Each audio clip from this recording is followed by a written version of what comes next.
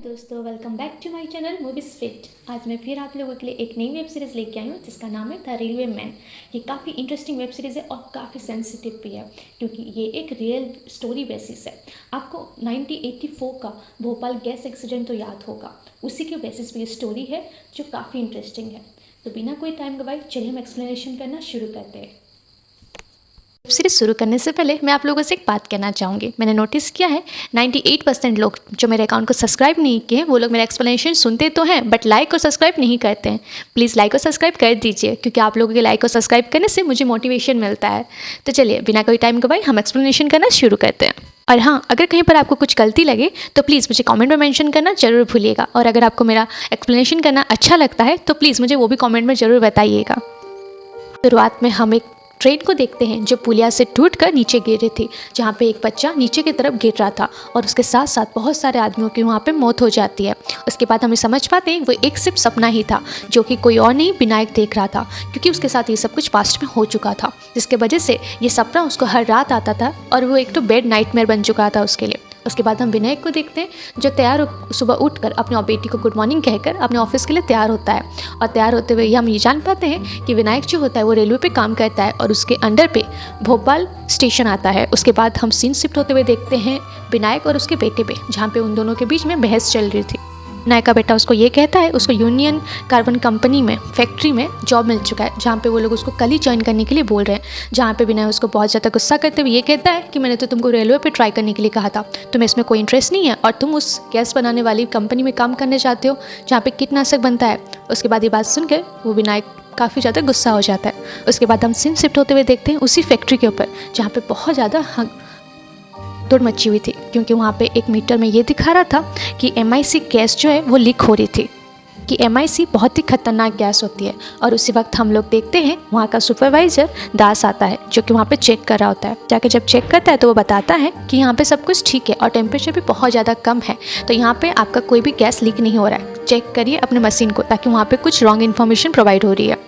ये भी कहते हैं कि अगर ऐसा गैस लीक हो चुका होता तो अभी तक तुम सब जिंदा नहीं बचे होते, तुम लोग मर चुके होते हो, क्योंकि ये गैस जो है काफ़ी ज़्यादा खतरनाक होती है। उसके बाद सीन शिफ्ट होता है एक बस्ती पे, जहाँ में एक रिपोर्टर संदीप जी को देख पाते हैं जो एक बच्चे का इंटरव्यू ले रहे होते हैं। उससे वो ये पूछताछ कर रहे थे कि तुम भी तो पहले उसी फैक्ट्री में काम कर रहे थे जहाँ पे इससे पहले एक वर्कर का वहाँ पे मौत हो चुका था, क्या तुम मुझे उस मौत के बारे में कुछ जानकारी दे सकती हो कि किस इशू के रिगार्डिंग उसका मौत हुआ था। हम इमादरी को देख पाते हैं जो पहले उसी फैक्ट्री में काम कर रहा होता है और वहाँ पे ये उस रिपोर्टर को ये बताता है कि हाँ सर, पहले मैं वहाँ पे काम करता था, वहाँ पे MIC नाम का एक गैस बनता है जो काफ़ी ज़्यादा खतरनाक होता है। ये भी इन्फॉर्म करता है कि मैं उससे पहले वहाँ पे ट्रैक चलाया करता था। पहले ये कंपनी कीटनाशक जो दवाई होती है वो बनाती थी फार्मिंग के लिए, बट अभी वहाँ पर एक गैस बनता है जो लोगों के लिए काफ़ी ज़्यादा हानिकारक हो चुका है। इमादरी ये बताता है कि हाँ, ये लोग एक मिथिल आइसोसाइलेट नाम का एक गैस बनाते हैं जो काफ़ी ज़्यादा खतरनाक होता है। जब ये पानी के संपर्क में आता है तो उसके बाद वो गैस जो होती है वो काफ़ी जहरीली बन जाती है, जिसके बाद वहाँ के आसपास रहने वाले लोगों के संपर्क में आते ही आँखों में जलन होती है और वो फेफड़ों को जला देता है। वहाँ के लोगों के अंदर बहुत ज़्यादा गैस फैलने की वजह से मौत भी हो जाती है। एज अ व्यूअर्स हम लोग ये समझ पाते हैं जो संदीप रिपोर्टर रहता है वो यहाँ पे उस कंपनी के खिलाफ कुछ सबूत इकट्ठा करना चाहता था, क्योंकि वो चाहता था कि कंपनी बंद हो जाए जो ऐसे गलत काम कर रही होती है जिसके वजह से लोगों को हानि पहुँच सकती है। ये सब सुनने के बाद तब हिमाद्री भी ये कहता है जी सर, मैं भी यही चाहता हूँ, क्योंकि जो व्यक्ति वहाँ पर मरा था वो उसका काफ़ी ज़्यादा अच्छा दोस्त था और उस इंसान की जो फैमिली है वो अभी सड़क पे आ चुकी है, उनके पास ना खाने को है ना पीने को है। अभी हिमाद्री उसकी फैमिली की देखभाल कर रहा है। वक्त उसकी माँ आ जाती है और उसको ये कहती है कि आज तुम्हारा पहला दिन है रेलवे में, तुम्हें काम पे जाना है। और एज ए व्यूअर्स हम लोग ये जान पाते हैं कि इमाद्री का रेलवे पे लोको पायलट का जॉब लगा है, जो कि आज उसका पहला दिन है।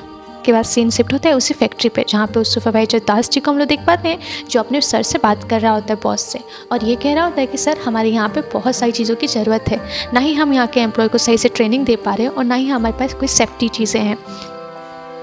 ये सब चीज़ों का अगर ध्यान नहीं रखा जाए तो यहाँ पे कभी भी कुछ भी हो सकता है।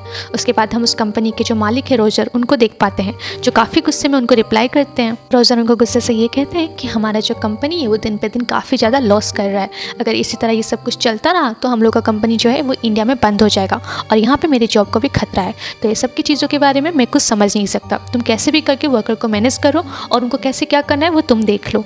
तुम कैसे भी करके उनको ओवर टाइम का भी पैसा दो या फिर कुछ भी करो, बट उनको यहाँ पे काम करवाओ। हम एज अ व्यूअर से समझ पाते हैं कि उस कंपनी के ऑनर को लोगों से कोई भी दिलचस्पी नहीं थी, उसको बस अपनी कंपनी और अपनी जॉब की पड़ी थी। बाद सीन शिफ्ट होता है विनायक के ऊपर, जो ऑलरेडी अपने ऑफिस पहुंच चुका होता है और वहाँ पे वो एक प्रसाद नाम के व्यक्ति से बात करता है जो उसके नीचे ही काम कर रहा होता है, जहाँ पे प्रसाद उसको बताता है सर यहाँ पे टेलीफोन कनेक्शन जो था वो ऑलरेडी टूट चुका है और इसके बारे में मैंने ऑलरेडी पहले से इन्फॉर्म कर दिया, बट अभी तक वहाँ से कोई भी इन्फॉर्मेशन नहीं मिली है। दोनों मिल के वहाँ पे जब चेक करने के लिए जाते हैं, जो कि अभी तक टेलीफोन लाइन ठीक नहीं हुआ होता है, तो प्रसाद को विनायक बोलता है कि तुम जैसे भी करके टेम्प्रेरी वाला जो हम लोग का टेलीफोन लाइन है उसको ठीक कर दो ताकि इमरजेंसी में काम में आ सके। दोनों में से कोई भी ठीक नहीं हुआ तो इमरजेंसी टाइम में काफ़ी ज़्यादा प्रॉब्लम आ सकती है। और जब ये सब चीज़ें बात कर ही रहे होते हैं, वहाँ पे हिमाद्री आता है जो अभी विनायक जी के नीचे ही काम ने उसको जॉब लगा था, जहाँ पे विनायक जी उसको मतलब जब फर्स्ट टेस्ट लेते हुए ये कहते हैं कि हमारे स्टेशन में अभी कुछ एक प्रॉब्लम चल रहा है, अगर तुम 10 मिनट के अंदर ये प्रॉब्लम क्या है ये पता लगा लो तो मैं समझ लूँगा कि तुम इस जॉब के लायक हो। यहाँ पे हिमाद्री 2-3 मिनट के अंदर इन्फॉर्म कर देता है सर यहाँ का टेलीफोन लाइन ख़राब हो चुका है, क्योंकि कभी भी एसएम साहब के रूम में टेलीफोन जो ठीक किया जाता है उसके इक्विपमेंट नहीं दिखाई देते हैं, तो इसका साफ साफ मतलब है कि आपका टेलीफोन लाइन ख़राब हो चुका है। जो बात सुन के विनायक काफ़ी ज़्यादा इंप्रेस हो जाते हैं। उसके बाद सीन शिफ्ट होता है एक लेडीज़ के ऊपर जो वहीं पर ही रेलवे स्टेशन पे काम कर रही होती है पार्ट टाइम, और जहाँ पे वो विनायक जी को आके ये कहती है सर आप ही की कृपा है, क्योंकि आज आप ही के बदौलत उसने अपने इंटरव्यू में भी पास कर लिया है और उसकी रिसेंटली शादी होने वाली है। जहाँ पे विनायक जी उसको ये कहते हैं सुषमा में पहले ही भरोसा था, क्योंकि यहाँ आपने भी उसका काफ़ी ज़्यादा अच्छे से परवरिश और ख्याल रखा है, क्योंकि एक लावारिस बच्ची जिसको किसी ने स्टेशन पर यूँ ही छोड़ दिया था, आपने उसको पाल पोस के आज इतना लायक बना दिया है कि अब वो जॉब भी करती है और उसका भी शादी भी होने वाला है।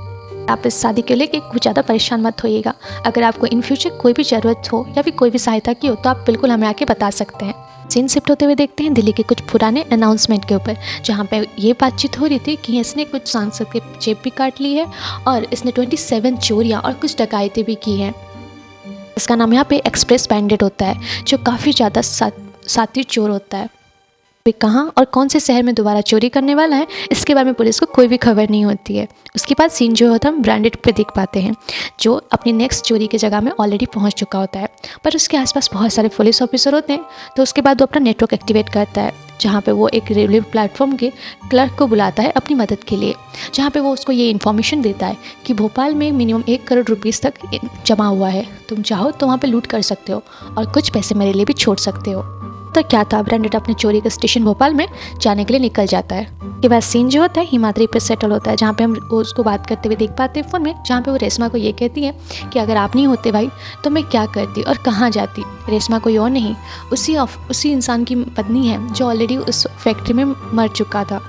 आज रात को ही रिटर्न आने वाली थी भोपाल गोरखपुर एक्सप्रेस ट्रेन से।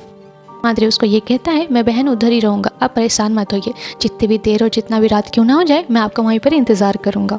उसके बाद सीन जो होता है वो दास जी के ऊपर शिफ्ट होता है, जहाँ पे हम दास जी को देख पाते हैं वो कंपनी के कुछ इंपॉर्टेंट फाइल्स वगैरह चुरा रहे होते हैं, कॉपी कर रहे होते हैं, क्योंकि कहीं ना कहीं वो भी जानते थे कि ये जो फैक्ट्री है वो बहुत ही गलत है और इसको बंद करने की चाहत इनके अंदर भी थी, जहाँ पे ये कुछ इंपॉर्टेंट फाइल्स वगैरह चुरा के उस रिपोर्टर को दे सके, जहाँ पे कंपनी को बंद किया जा सके।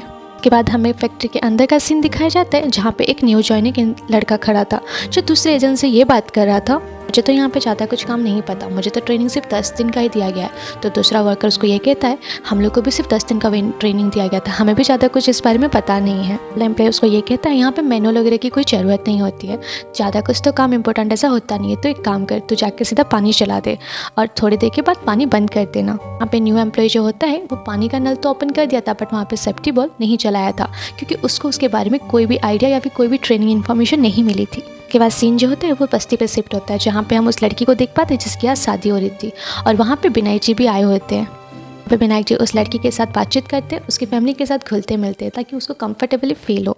हम हिमाद्री को भी देख पाते हैं जिसको यहाँ पे ट्रेनिंग के लिए बुलाया गया था, और वहाँ पे उसको पुराने ट्रेनों को बंद करना, चालू करना, क्या करना है क्या नहीं करना, ये सब ट्रेनिंग दिया जा रहा था। बट हिमाद्री को यहाँ पे ये सारी चीज़ों को पहले से आइडिया था, उसको पहले से सब के बारे में जानकारी थी। उसके बाद सीन जो होता है विनायक जी पे शिफ्ट होता है, जहाँ पे हम देखते हैं विनायक जी जब शादी से रिटर्न आ रहे होते हैं तो उनको सुनाई देता है कि कहाँ बाहर दूर से हल्ला हो रहा होता है बहुत जोर का, और ये हल्ला कहीं और नहीं उसी दूर थोड़ी सी जगह में एक बैंडेड नाम का इंसान की वजह से हो रहा था, जो पुलिस ऑफिसर बन के आया था। ये वही चोर है जिसकी वजह से आज पूरी दिल्ली परेशान है।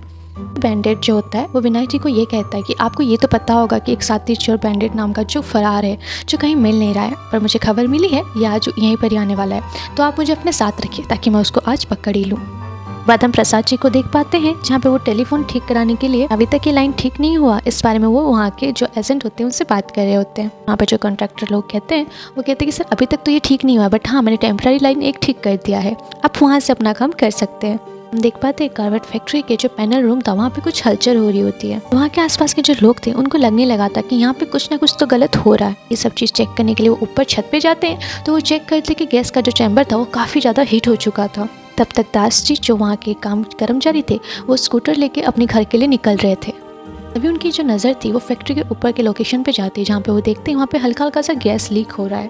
के बाद वो देख के काफ़ी ज़्यादा घबरा जाते हैं और भाग भाग के दोबारा फैक्ट्री के अंदर जाते हैं और वहाँ पे पैनल रूम में जाके सबको गुस्सा करते हैं। दूसरा आदमी वहाँ पे आके कहता है सर मैंने तो इसको सिर्फ पानी भरने के लिए कहा था, बट इसने पिछले 3 घंटे से पानी ऑन करके रख दिया है।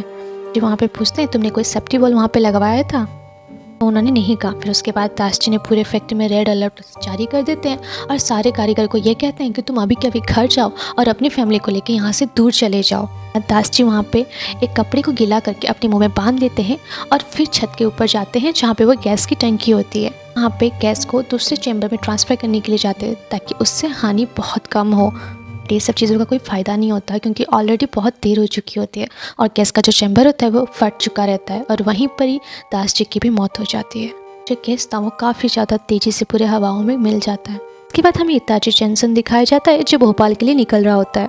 भोपाल से सिर्फ 100 किलोमीटर की दूरी पे ही था। वहाँ पे ऑपरेटर का जो आदमी था वो एसएन सर को कहते हैं कि सर भोपाल से कोई भी कांटेक्ट नहीं हो पा रहा है। तो आप एसएन सर उसको ये कहते हैं कि उन्होंने सुबह ही इन्फॉर्म कर दिया था कि वहाँ के जो लाइन्स है वो थोड़ी सी ख़राब है, जो कल सुबह ही ठीक होंगे। वो दूसरों से ये पूछते हैं कि अच्छा गोरखपुर का ट्रेन कब तक आने वाला है? आई थिंक तब तक तो वो ठीक ही हो जाएगा। वहाँ पे ये इन्फॉर्म करते हैं कि जनरल मैनेजर रति पांडे वहाँ पे आने वाला है जो काफ़ी ज़्यादा स्ट्रिक्ट होते हैं। उनको कुछ अजीब लगा और उन्होंने इंक्वायरी बैठा दी तो यहाँ पे सबकी नौकरी खतरे पे पड़ सकती है। वो अपने अपने काम पे ध्यान तो रखो पर सब कोई उसके ऊपर भी ध्यान रखना कि वो कब आके पहुँच जाए। सीन जो होता है वो ट्रेन के अंदर शिफ्ट होता है, जो गोरखपुर बम्बे ट्रेन के अंदर का सीन दिखाया जाता है। तो ये बातचीत चल रही थी कि प्रधानमंत्री के मरने के बाद बहुत सारे लोग ऐसे हैं जो सिखों को मार रहे हैं। दूसरा आदमी ये कहता है ये सिलसिला तो अभी कुछ दिन तक तो चलेगा ही क्योंकि बहुत सारे सिख लोग ऑलरेडी मर चुके हैं और कितनी मौत की घाट उतरेंगे इसका कोई अभी हिसाब नहीं है। तो हम वहाँ पे देख पाते हैं बोगी में एक लड़की और उसकी बेटी बैठे रहते हैं जो कि सिख होते हैं और वो अपना आइडेंटिटी छुपा रहे होते हैं ताकि उन्हें कोई मौत की घाट ना उतार दे। उसके बाद सीन जो होता है हिमाद्री पर शिफ्ट होता है जहाँ पे वो उसको ट्रेनिंग दिया जा रहा होता है और उसके जो ट्रेनिंग दे रहे होते हैं वो जब बाहर आते हैं वॉशरूम के लिए तब उनको सांस लेने में अचानक से प्रॉब्लम होने लगता है और वो वहाँ पर तड़पने लगते हैं। तो हम लोग ये समझ पाते हैं कि वो जो डेंजर गैस थी MIC वो सारे शहर में धीरे धीरे पूरी जगह से खेल चुकी थी। कि हालत देख के जब हिमाद्री उसके पास बाहर निकलने के लिए जा रहा होता है तब उसको एहसास हो जाता है ये जो गैस है उसी फैक्ट्री से है और वो डेंजर गैस है। सीन जो होता है वो विनायक के ऑफिस पे शिफ्ट होता है जहाँ पे सुबह की वो जो औरत थी वो रिटर्न आई होती है और वहाँ पे वो विनायक को ये कहती है कि हमने जितना भी हमारे जो बाराती थे उन्होंने सोचा था उससे कहीं ज़्यादा आ गए, अब खाने में बहुत ज़्यादा प्रॉब्लम हो रही है क्योंकि लोगों को खाना सही नहीं हो रहा है। के बाद विनायक जी उनको कुछ पैसा देते हैं और कहते हैं कि तुम्हें पैसा लो और जल्द से जल्द आके शादी में पहुंच जाओ और अपना शादी का जो बाकी का काम है उसको सही से देखो। पे देख पाते हैं स्टेशन में बहुत लेट हो चुके थे क्योंकि स्टेशन के हर एक जगह में अफरा तफरी मच चुकी थी। वो फैक्ट्री जो थी वो स्टेशन के पास में ही थी जिसकी वजह से उस गैस का असर स्टेशन पे के लोग स्टेशन पे रहने वाले लोगों के ऊपर भी होने लगा था। यहाँ पे स्टेशन का हालत ऐसा था कि कुछ लोग मर रहे थे, कुछ बेहोश हो रहे थे, किसी के मुँह से खून निकल रहा था। काफ़ी दर्दनाक और काफ़ी सहम जाने वाला दृश्य था।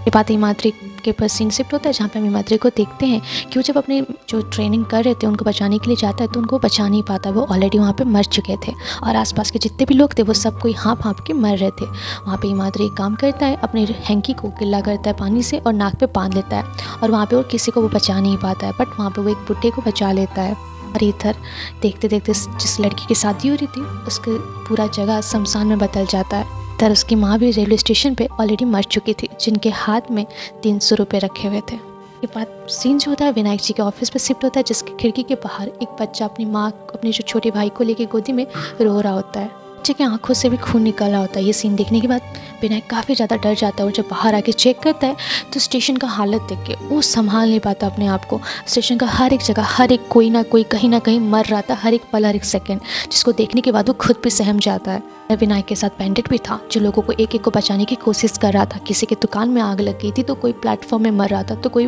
रेलवे के ट्रैक पे मर रहा था, पर यहाँ पे हर जगह मौत का ही सिलसिला चल रहा था।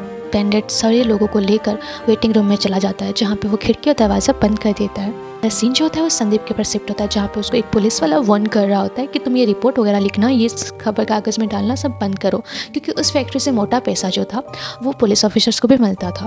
उसी वक्त पुलिस के वॉकी टॉकी पे एक मैसेज आता है कि उस कावेट फैक्ट्री से गैस लीक हुई है, जिसके वजह से आसपास के हर एक जगह हर एक गाँव में शहर में लोग धीरे धीरे करके मर रहे हैं।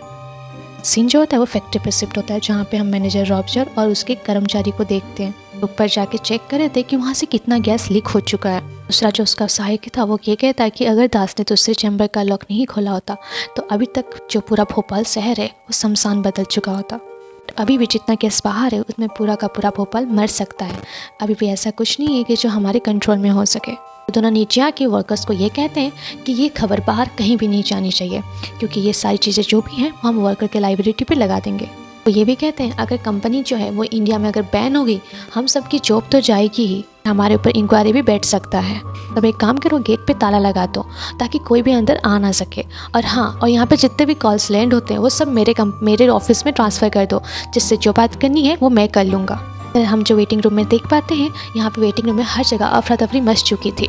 हर कोई हर एक दूसरे पे उंगली उठा रहा था और सबसे ज़्यादा उंगली स्टेशन मास्टर के ऊपर उठ रही थी, जो कोई और नहीं विनायक था। विनायक को ये पूछ रहे थे कि नेक्स्ट स्टेप हम लोग का क्या होगा, हम लोग कैसे बचेंगे, हम लोग क्या करेंगे। जितने भी पैसेंजर थे वो विनायक के ऊपर गुस्सा करते हैं। उनको ये कहते हैं कि आप जैसे भी करके एम्बुलेंस, पुलिस या फिर हॉस्पिटल पे कांटेक्ट करिए, क्योंकि यहाँ पे एक के बाद एक लोग मर रहे थे। जहाँ पे विनायक उन लोग को ये कहता है कि हम लोग का जो फ़ोन लाइन है वो ऑलरेडी ख़राब हो चुकी है, हम किसी को संपर्क नहीं कर सकते हैं। विनायक उनको ये भी कहता है कि हम बाहर जाके भी मदद नहीं ले सकते, क्योंकि बाहर हर जगह गैस फैला हुआ है, अगर हम बाहर गए तो हम मर जाएंगे। तो वहाँ के जो लोग होते हैं वो उसको ये कहते हैं कि यहाँ पे भी हम थोड़ी देर के बाद मर ही जाएंगे, क्योंकि गैस को हम लोग खिड़की और दरवाजे से तो रोक नहीं सकते।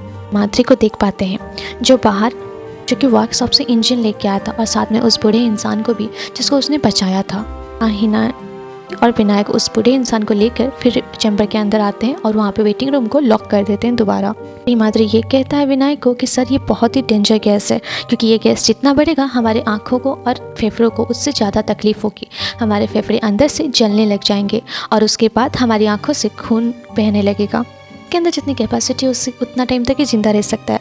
अगर कोई ज़्यादा देर जिंदा रह गया तो ठीक है, नहीं तो सब कोई मर जाएंगे, क्योंकि ये गैस उतनी ही ज़्यादा डेंजर है। अगर आपको ज़्यादा देर तक सर्वाइव करना है तो आप एक काम करिए, एक कपड़े को गीला करिए और अपने नाक के ऊपर बांध दीजिए। बट ये परमानेंट सोल्यूशन नहीं है, ये सिर्फ टेम्पररी के लिए है, ताकि आप कुछ टाइम लॉन्ग टाइम तक जिंदा रह सकें। के बाद सीन जो होता है गोरखपुर के स्टेशन पे होता है, जहाँ पे वही संगठन उठी थी ट्रेन के अंदर जो सिखों को मार रही थी। जैसे कि एज अ व्यूअर्स हमको पता है गोरखपुर की ट्रेन में एक लेडीज़ बैठी थी अपने बच्चे के साथ, जो कि सिख थी और इन लोगों से ही बच रही थी। और दूसरी तरफ इत्यादि जंक्शन पे फिर ऑफिसर आके ये बताता है कि अभी तक वहाँ से कोई भी इन्फॉर्मेशन नहीं आया, भोपाल से कोई भी कनेक्शन नहीं हो पाया है, ये थोड़ा सा सीरियस हो जाना चाहिए। बट एसएम साहब यहाँ पे ये कहते हैं कि ये सब इतना इंपॉर्टेंट नहीं है, फिलहाल तुम जनरल मैनेजर पे ध्यान दो, क्योंकि वो ज़्यादा इंपॉर्टेंट है। अगर उनको कुछ मिल गया तो हम लोगों की जॉब खतरे में हो सकती है। इधर विनायक ईमानदारी से ये कहता है, मैंने तो कहा था फ़ोन लाइन को ठीक करने के लिए, मे भी हो सकता है उन्होंने टेम्पररी लाइन को ठीक कर दिया होगा, हमें एक बार वहाँ पे ट्राई करना चाहिए। पर जाके अपने केबिन पे कॉल करने की कोशिश करता हूँ, मे भी हो सकता है वहाँ पे कॉल मेरी लग जाए। विनायक जब अपने ऑफिस में जाके देखता है तो वहाँ पे ऑलरेडी उसकी फ़ोन टूट चुका था, क्योंकि वहाँ पे अफरा तफरी में हर एक जगह हर एक चीज़ टूट चुका था। और दूसरी तरफ इतरजी स्टेशन वाले भी परेशान होकर सुखी स्टेशन पे कांटेक्ट करते हैं। इधर सुखी स्टेशन वाले भी कहते हैं अभी तक उनकी तरफ से भी कोई कॉल नहीं आया है। विनायक बार बार कोशिश कर रहा था कैसे भी करके सुखी स्टेशन पे कॉल लग जाए। स्टेशन वाला विनायक का कॉल जब रिसीव करते हैं बट उनको विनायक की आवाज़ सुनाई नहीं देती है, बट विनायक को उनकी आवाज़ सही से सुनाई दे रही थी। इधर जब भोपाल में कोई भी रिप्लाई नहीं आता है, वो हेलो हेलो कर रहा था, बट इधर से उनको जो भी आवाज़ें थी वो सुनाई नहीं दे रही थी। इसके बाद इस सीन को देखते हुए वहाँ के लोग काफ़ी ज़्यादा परेशान हो जाते हैं। वो लोग ये सोचते हैं भोपाल में ज़रूर कोई ना कोई प्रॉब्लम या परेशानी हुई है। ये सारी बातें हो रही थी कि उसी वक्त स्टेशन पर एंट्री होता है रत्ती पांडे का, जो कि जनरल मैनेजर होता है। वहाँ के कर्मचारी से वो पूछते हैं कि यहाँ पे क्या हुआ है, तो वो बताते हैं कि भोपाल के स्टेशन से बहुत टाइम से कांटेक्ट करने की कोशिश की जा रही है, बट उनका कॉल लाइन जो है वो नहीं लग रहा है। तब रति पांडे भोपाल जंक्शन पे कॉल लगाता है, बट उनकी कॉल जो है वो कनेक्ट नहीं हो रही थी। इस वक्त तो नया स्टेशन पुलिस स्टेशन जो होता है वहाँ पे कॉल लगाते हैं, जहाँ पे उनको पता चलता है कि भोपाल में गैस लीक होने की वजह से वहाँ के लोग मौत के घाट उतर रहे हैं, जहाँ के जाना काफ़ी ज़्यादा डेंजर हो सकता है। दूसरी तरफ हम ट्रेन का सीन देख पाते हैं, जहाँ पे वो माँ बेटे को बचाने के लिए टीटी उन दोनों को अपने केबिन में छुपा के रख लेता है। उस टीटी के पीछे वो खूनी दरिंदे पड़े हुए थे जो सिख लोगों को मार रहे थे। इसलिए सुखी ने जब बोला गोरखपुर की जो ट्रेन को रोकने के लिए, जब उन्होंने सिग्नल तो दिखा रहे बट उधर से कोई भी रिस्पॉन्स या कोई भी रिप्लाई नहीं मिल रहा है। टीटी जो था वो उन दोनों को बचाने में बिजी था, जिसके वजह से उसने वो सिंबल देखा ही नहीं, क्योंकि स्टेशन वो ट्रेन ऑलरेडी पार कर चुकी थी। सीन जो होता है वो कैन के ऊपर शिफ्ट होता है। उनका मिनिस्ट्री पे बहुत अच्छी जानकारी थी, बहुत अच्छे संपर्क होते थे। उसके बाद रति उनको कॉल करते हैं और उनको बताते हैं कि भोपाल स्टेशन पे प्रॉब्लम हुआ है, वहाँ पे गैस लीक होने की वजह से लोगों की मौत हो रही है। तो डिपार्टमेंट में बात कीजिए और गोरखपुर आने वाली ट्रेन को कैसे भी करके रोकिए। बैकअप टीम को जल्द से जल्द भोपाल में पहुँचाइए ताकि हम वहाँ पे लोगों की सहायता कर सकें। सारी बातें सुन के किरण काफ़ी ज़्यादा टेंशन में आ जाती है रति की बातें सुनने के बाद, और वो फिर जल्द से जल्द अपने सारे कॉन्टैक्ट को कॉन्टैक्ट करने लग जाती है। हम लोग देख पाते गोरखपुर जो ट्रेन था वो भोपाल के पहुंचने के बहुत करीब हो चुका था। पास सीन जो होता है ट्रेन के अंदर का दिखाता है, जहाँ पे उस माँ बेटे को बचाने के लिए टीटी आगे का जो चैम्बर होता है, को पायलट का रूम होता है, वहाँ तक उन दोनों को ले आते हैं शिफ्ट के साथ। उन दोनों को ये कहते हैं जब मैं बाहर जाकर फ्लाइट चलाऊंगा तब तुम दोनों ट्रेन छोड़ देना। वहाँ पे टीटी ट्रेन को रोक के बाहर निकल जाते हैं और वो जो इंसान उनके पीछे पड़े थे वो भी उनके साथ साथ नीचे उतर जाते हैं। सीन जो होता है वो किरण के ऊपर शिफ्ट होता है, जो मिनिस्ट्री में जाके ये सारी बातों पर डिस्कस कर रही होती है। वो बताती है कि भोपाल जंक्शन में काफ़ी ज़्यादा ख़राब हालत है और हमें जल्द से जल्द वहाँ पे कोई ना कोई हेल्प टीम भेजनी चाहिए। बट वहाँ बैठे हुए बाकी लोग ये कह रहे थे MI6 गैस काफ़ी ज़्यादा खतरनाक है, भी वहाँ रेस्क्यू करने के लिए जाएगा वो सब वहाँ पे मर जाएंगे, क्योंकि उस गैस के आगे कोई जिंदा नहीं रह सकता। इससे भी अभी बहुत सारे फॉर्मेलिटीज है जिनको पूरा करना भी पड़ेगा। इससे गोरखपुर का जो ट्रेन है वो भी उधर आने वाला है, पता नहीं आगे का सीन क्या हो सकता है। इतनी जल्दबाजी में कोई भी डिसीजन लेना सही नहीं होगा। यहाँ पे किरण को यहाँ पे कोई भी सहायता नहीं मिल पाती है। सारी बातें जब वो कॉल पे रति को बताती है तो रति भी काफ़ी ज़्यादा मायूस हो जाता है, पर उसको ये बताती है कि एक रास्ता अभी भी है। इधर जिस स्टेशन के पास से मिस रोड और उसके बाद है भोपाल। इधर जिस स्टेशन के पास मेडिकल पिकअप वगैरह लेकर भोपाल के पास पहुंच जाओ। भोपाल जंक्शन तुम पहुंच कर वहाँ पे सबकी सहायता कर सकते हो। यहाँ पे बहुत सारे फॉर्मेलिटीज की बात की जा रही है और अगर ये सब कुछ हुआ तो वहाँ पे बहुत ज़्यादा टाइम लग जाएगा। सारी बातें सुन के बाद रति बाहर जाता है और वहाँ पे काम कर जितने भी कर्मचारी थे, जितने भी स्टाफ थे, उन सबको मोटिवेट करता है और उनको ये बताता है कि सबको मदद करने के लिए हाथ देना आगे बढ़ाना चाहिए। यहाँ पे रति उन लोगों को ये कहता है कि ना मैं तनख्वाह, ना मैं ड्यूटी, और ना ही ये कहूँगा कि आप लोगों को कोई मेडल मिलेगा। मैं बस आपसे ये कहना चाहता हूँ कि आप लोगों की भी कोई ना कोई फैमिली होगी जो इस हालत में कहीं ना कहीं फंसी होगी, तो हम सबको एक साथ होकर वहाँ के लोगों को जाके मदद करनी चाहिए। यहाँ पे इनकी सारी बातें सुनने के बाद सारे जितने कर्मचारी होते हैं वो सारे एक्साइटेड हो जाते हैं और रेडी हो जाते हैं उन सबकी मदद करने के लिए। तब मिनिस्ट्री डिपार्टमेंट में से भी रोजर को जो फैक्ट्री के ऑनर है उनको भी कॉल आता है। उनको ये इन्फॉर्मेशन देते हैं कि नहीं सर, ये तो नॉर्मल सी गैस है, बस थोड़ी सी आंखें जलन होती है और खांसी होती है बस, और कुछ नहीं।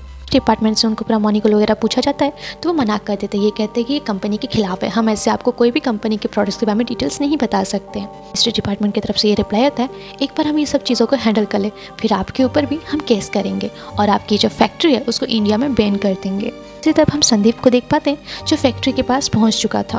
तो कोई और नहीं, अपनी दास की ही वाइफ थी जो अपने पति को ढूंढ रही थी, प्रेग्नेंट भी थी। तब संदीप उनको बोलता है कि यहाँ पर रहना आपके लिए खतरनाक है क्योंकि आप प्रेग्नेंट भी हो, और उस वक्त वो उनको लेके हॉस्पिटल चला जाता है। वहीं पर ही उनको दास के स्कूटर भी मिल जाता है जो गेट के बाहर खड़ा रहता है। फिर उसको वहाँ पे बैठा कर वो हॉस्पिटल ले जाते हैं। दही मात्री होता है जो वो प्लान बना रहा होता है कि हमारे पास तो इंजन है, हमें बस खाली बोगियाँ चाहिए जिसकी सहायता में हम लोगों को जाके मदद कर सकें या फिर लोगों को यहाँ से दूर ले जा सके। मिनिस्ट्री डिपार्टमेंट में किरण को एक ऐसा साइंटिस्ट मिलता है जो उस केस के बारे में रिसर्च कर रहा होता है और उसके बारे में कोई जानकारी भी देना चाहता था। उनको ये पता था मैंने MI6 गैस के ऊपर रिसर्च किया हुआ है, ये भी पता है कि इसका एंटीडोट क्या है। इंडिया में बहुत सारे ऐसे हॉस्पिटल को जानता हूँ जो हमारे इस रिगार्डिंग सहायता भी करेंगी, और नहीं वो सोडियम थाइसल्फर है, शायद उसे यूज़ कर सकते हैं, बट आपको उससे पहले एक परमिशन लेना पड़ेगा। उसको ऐसे ही परमिशन इतनी जल्दी नहीं मिल जाता है। इसी तरफ दास की वाइफ को जब संदीप हॉस्पिटलाइज करके बाहर आता है तो उसके स्कूटर में उसको दास की वही फाइल्स मिलती हैं जो वो कंपनी से निकाला रहता है ताकि वो कंपनी को बंद करा सके। तब हम हिमाद्री को देख पाते हैं जो ऑलरेडी उस जगह में पहुंच चुका था एक्स्ट्रा इंजन और बॉडी को लेके ताकि वो लोगों की मदद कर सके। हम प्रसाद को भी देख पाते हैं जो मुँह में गमछा बंध के आके बोलता है विनायक को कि सर मैं ड्यूटी पर हूँ, आप मुझे जो भी ऑर्डर देंगे मैं उसको पूरा पालन करूंगा और दिल से करूंगा। तो सारे लोगों को वेटिंग रूम से लेकर मालगाड़ी के अंदर उठाने लगते हैं। हम दूसरी तरफ देखते हैं इधर स्टेशन से भी ट्रेन निकल चुकी थी जो मदद के लिए इधर भोपाल आ रही थी। एक प्रॉब्लम हो गया था, भोपाल स्टेशन में उनका इंजन फेल हो चुका था जो उनका ट्रेन था। इसी तरफ गोरखपुर बॉम्बे में स्टेशन में वो टीटी ऑलरेडी वो ट्रेन पर चढ़ चुके थे। वो जो लोग थे उन लोग को बाहर भटका कर फिर के अंदर वो ट्रेन जो थी वो भोपाल पहुंचने ही वाली थी। बाद हमें बहुत बड़ा सा पोस्ट दिखाया जाता है। उसके बाद हमारी जो सीन होती है वो संदीप के ऊपर शिफ्ट होती है। 1996 का दौर हम देख पाते हैं। 12 साल के बाद भोपाल केस का जो एक्सीडेंट हुआ था उसके बाद 12 साल के बाद वो सीन वहाँ पे दिखाया जाता है कि अलग अलग जगह के एरिया के वो फोटोज़ वगैरह खींच रहे थे। वो दास की वाइफ से बात करने लगे। अभी तो इधर पेंशन वगैरह भी बंद हो चुका है, लोग अभी भी यहाँ पे उस दुर्घटना से निकले नहीं हैं। लोग यहाँ पे बस्ती छोड़ के जा रहे हैं क्योंकि यहाँ पे करने के लिए कुछ भी नहीं है और सरकार की तरफ से भी जो मकानें मिली हैं उनको यहाँ पे लोग भाड़े में लगा दे रहे हैं और शहर चले जा रहे हैं। और यहाँ पे आज भी बच्चे जो हैं वो नॉर्मल नहीं हो रहे हैं, उनके अंदर कोई ना कोई प्रॉब्लम निकल रही है। और जो भी लोग यहाँ पे बाकी हैं उनको कोई ना कोई ऐसी बीमारी हो रही है जिनकी वजह से उनकी मौत हो जाती है। बाद हमें वही कॉलोनी दिखाई जाती है जहाँ पे सारे विकलांग बच्चे रहते हैं और वो औरत का बच्चा भी जो विकलांग पैदा हुआ था। उसके बाद हमें वही डेट दिखाया जाता है 2 दिसंबर 1984 का। किरण डिपार्टमेंट में बहुत ज़्यादा प्रेशर डाल रही थी कुछ ना कुछ करके बाकी जो लोग हैं उनको बचाया जाए।